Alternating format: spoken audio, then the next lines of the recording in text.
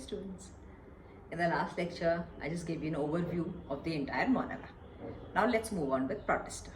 Now, this is the second,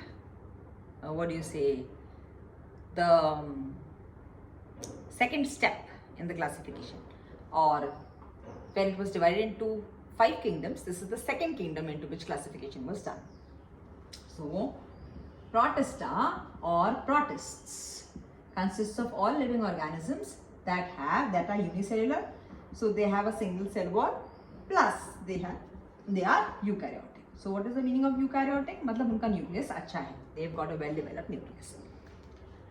Now, by the end of this lecture, you will be able to solve a couple of MCQs, plus you will be able to write at least 2-marker, 3-marker questions on this chapter, on this part, protist, if anything comes. So please pay kind attention. Now, protist includes 5 categories. Protista are classified into 5 categories. Protista again are all aquatic organisms. They are all single-celled organisms. They are found in deep seas. They are omnipresent in the seas. They are present in deep oceans. They live in the harshest of environments. Protista की खास बात है कि Protista is said to be a connecting link between the unicellular world on one side and the multicellular world on the other side. So if you go back and remember the last chapter, we had divided into 5 kingdoms: Monera, Protista, Fungi, Plantae and Animalia. It is Protista which is said to be the connecting link between the unicellular world and the multicellular world. Isn't that fascinating? So all protists, जब हम protists को classify करते हैं, they are all said to be ancestors. So there are plant-like protists who are said to be ancestors of plants. There are animal-like protists who are said to be ancestors of animals, and there are fungi-like protists who are said to be ancestors of fungi. So ये बात एक बहुत fascinating बात है that kingdom Protista is a connecting link between the unicellular world and the multicellular world. Protists are classified into 5 categories.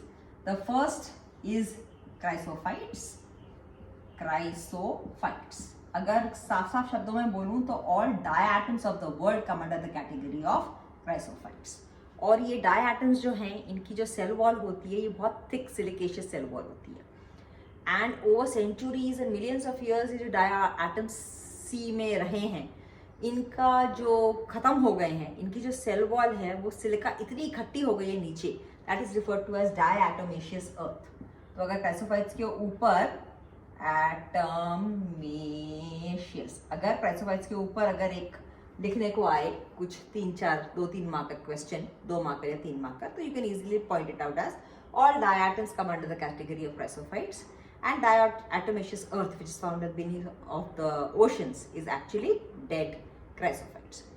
Now chrysophytes का एक खास जो character है, that is the cell wall arrangement. The cell wall has got a typical matchbox or a soap box like arrangement.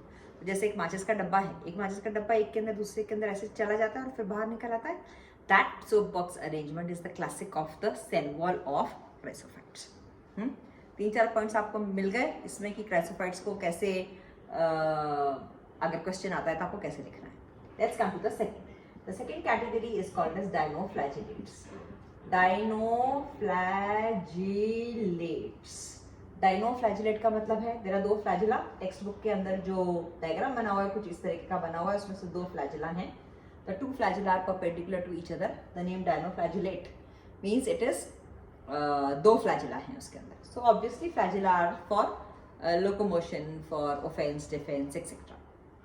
Another classic feature is, remember 1 or 2 examples. Goniolox is a dinoflagellate. Dinoflagellates की खास बात ये है कि dinoflagellates जो हैं वो बहुत सारे टॉक्सिन्स प्रोड्यूस करते हैं सी में, और वो जो टॉक्सिन होते हैं वो बड़े कलरफुल टॉक्सिन्स होते हैं. Dinoflagellates produce a toxin which is red in color, and when they move in the sea at a fast speed, it appears जैसे कि पूरा समुद्र लाल हो रहा है. That is referred to as red tide. So remember, when you write an answer, अगर red tide mention करोगे और टॉक्सिन प्रोडक्शन मेंशन करोगे, डायनोफ्लैजेलेट में एग्जांपल दे दोगे गोनियोलक्स और डायनोफ्लैजेलेट मतलब 2 फ्लैजेला, तो it should be good enough. It will give you 4-5 marks. It will give you 4-5 points to write the question. The third is referred to as chrysophytes, dinoflagellates. The third one is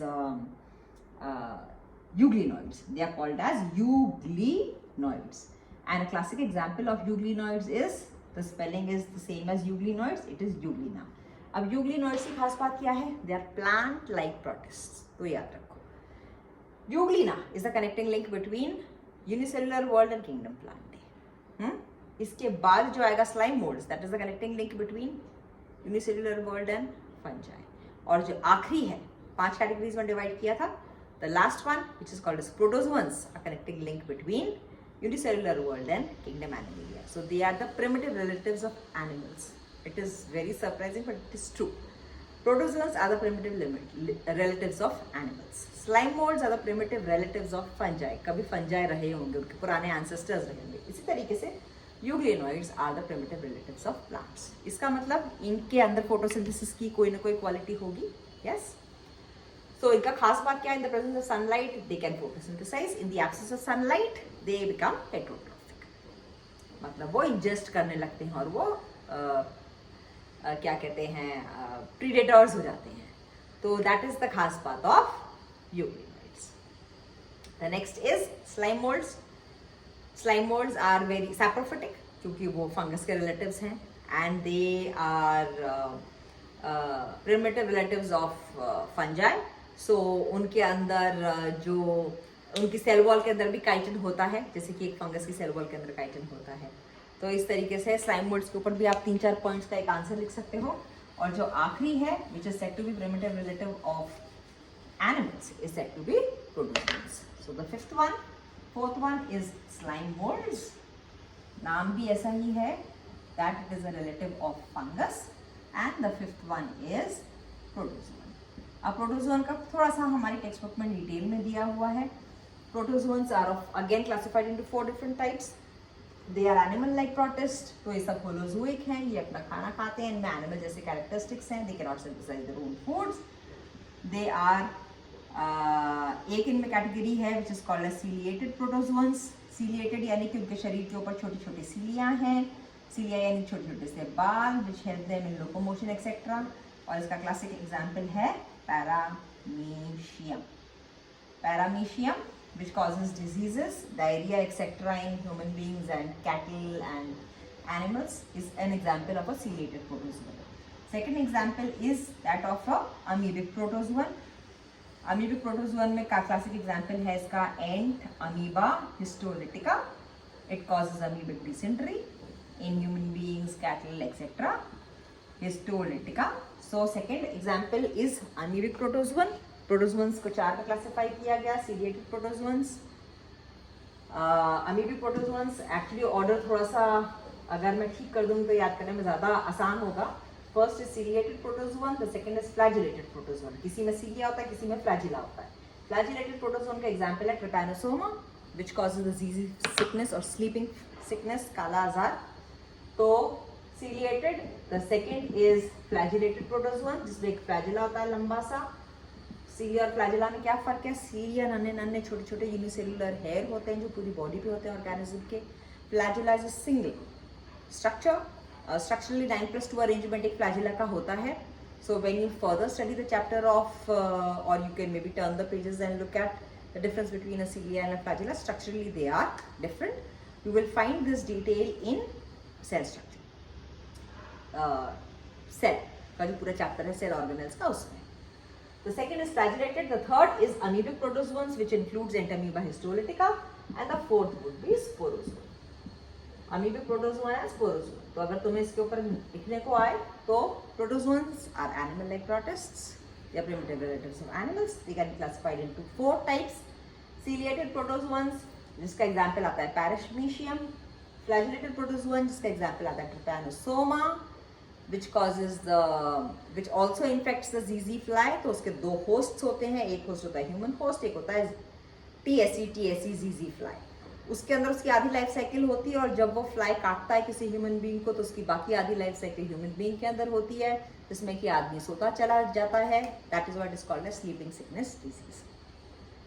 the third example is amoebic protozoan which is entamoeba histolytica. अगर तुमको amoeba का diagram तुमने बचपन से देखा है, याद हो, अमीबा में सूडोपोडिया होते हैं. So this is a very classic amoebic protozoan. Entamoeba histolytica. And the last one is sporozoan, जिसका क्लासिक एग्जाम्पल है हमारा malarial parasite which is also called as plasmodium. अलग अलग स्पीशीज हैं इसकी, चार अलग स्पीशीज हैं प्लाज्मोडियम की। प्लाज्मोडियम वाइवैक्स जो सबसे ज़्यादा मलेरिया कॉमन मलेरिया कॉज करता है, प्लाज्मोडियम फैल्सिपेरम, प्लाज्मोडियम, अलग 4 वैरायटीज हैं, स्पोरोजोन की कैटेगरी में आते हैं, मतलब वो स्पोर फॉर्मेशन करते हैं। Yes, so this is how you can write a few lines on kingdom Protista. In the next lecture I deal with details about kingdom Animalia and kingdom Plantae.